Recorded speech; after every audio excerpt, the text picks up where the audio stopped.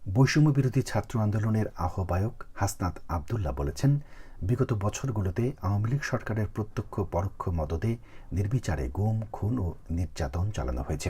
এসব ঘটনার সঙ্গে জড়িত অনেক ব্যক্তিকে ক্যান্টনমেন্ট থেকে নিরাপদে বের হয়ে যাওয়ার সুযোগ দেওয়া হয়েছে। কারা এই সুযোগ দিয়েছেন তাদের খুঁজে বের করতে হবে। আন্তর্জাতিক মানবাধিকার দিবস উপলক্ষে রাজধানীর সোহরাওয়ার্দী উদ্যানে গণজমায়েতে এসব কথা বলেন তিনি।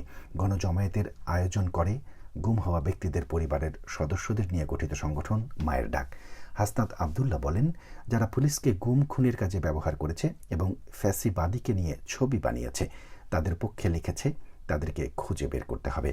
বৈষম্য বিরোধী ছাত্র আন্দোলনের আহ্বায়ক বলেন, 1971 সালকে পুঁজি করে যাদের সম্মান নষ্ট করা হয়েছে তাদের সম্মান ফিরিয়ে দিতে হবে।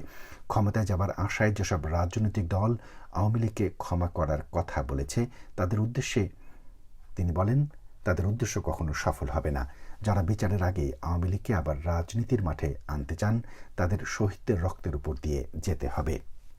৭১কে পুঁজি করে আওয়ামী লীগ দেশের আলেমদের ফাঁসিতে ঝুলিয়েছে বলে দাবি করেছেন হাসনাত আবদুল্লাহ। তিনি বলেন, ৭১কে পুঁজি করে আওয়ামী লীগ শত মায়ের কোল খালি করেছে, শত সন্তানকে এতিম করেছে, শত মাকে সন্তানহারা করেছে।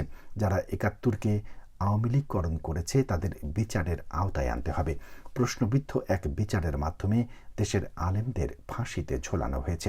বিচার নিশ্চিত না করা পর্যন্ত দুনিয়ার কোনো শক্তি নেই তাদের রাজপথ থেকে উৎখাত করবে।